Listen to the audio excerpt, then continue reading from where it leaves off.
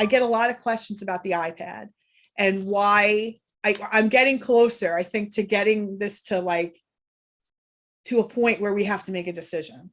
And I think this is really, I thought this was so interesting and I just want to share it with you guys. So a lot of you, when it comes to reinforcers, are struggling to find something, but you know that they love the iPad, but they have it all the time. How could I take this away from them and deal with that wrath just for potty training? So then I thought about what would you be needing to take responsibility for if the iPad wasn't there?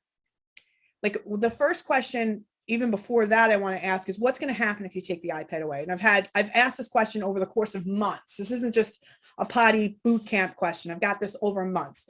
And some moms say, my kid's going to, burn down my house. It's going to be a nightmare. It's going to be tornadoes in here. We're not going to survive this. It's going to be whatever.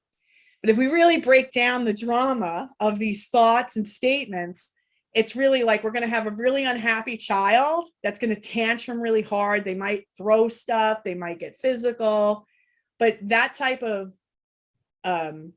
state is heightened and it can't sustain. Nobody can stay in a hysteric state for 48 hours. I don't think anybody can stay in this for a day. And I'm exaggerating here. 9 times out of 10, we make this seem like it's something that we can't manage, we can't handle, that's going to blow up our world. Instead of, we're almost building it up where we've never actually even experienced to say what would really happen if we sat through this. So my point here is, I want us to think about first the belief of what do we think is going to happen if we take the iPad away? What do you think is going to happen? They're going to have a tantrum. They're going to flip out. You can put it in the Q&A. I want to know what you think is going to happen if you take this precious away. My life is over.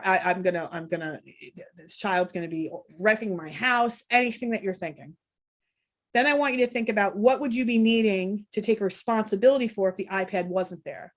Because obviously, if we don't have the iPad to give to them, how are we going to occupy their time? And then I'd want to think about why don't you want to take the iPad away?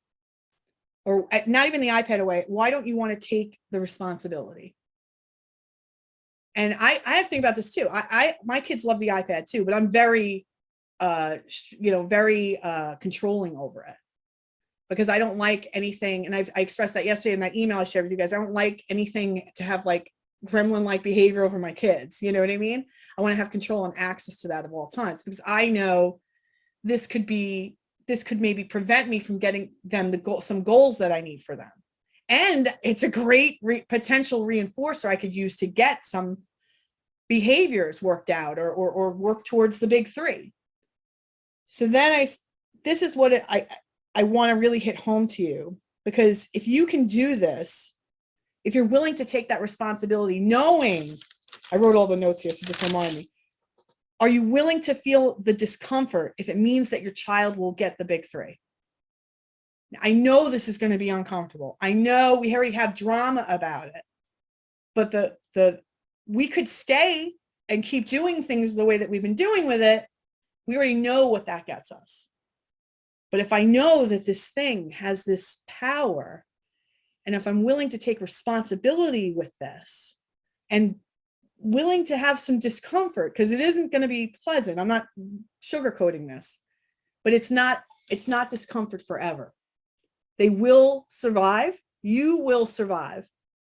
So knowing all of this, are you willing to feel discomfort if it means your child will be potty trained? If it means your child will get communication? If it means your child will stop having problem behavior? What are you willing to be discomfort? What are you willing to be uncomfortable with if it meant that these goals were going to be fulfilled? So I just wanted to share that because I think that's important for everybody. And then it's a hard sell. As a coach, I get it. It's a hard sell. I have to reverse engineer everything that I've done and why I do. And I had to really think about this one because I'm like, why was it so like, no, it's no brainer. I don't care. I sat through her flipping out, rolling, even my son, he can get really crazy with it too. But then I realized that, if the discomfort means for all of us means that this is going to turn to an outcome for something I want for them, a goal, then it's worth the pain for me. So just wanted to share that with you guys. You can comment in the group, message Stella if you have any questions. Yeah. We're going to wrap it for today. Did you want to share something, Stella? I wanted to say one thing, and I love that, Michelle, like so freaking powerful.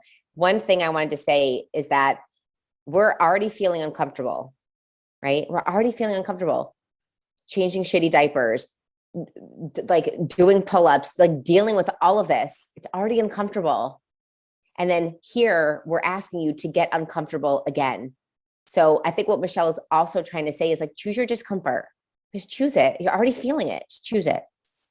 Okay. All righty. All right. Perfect.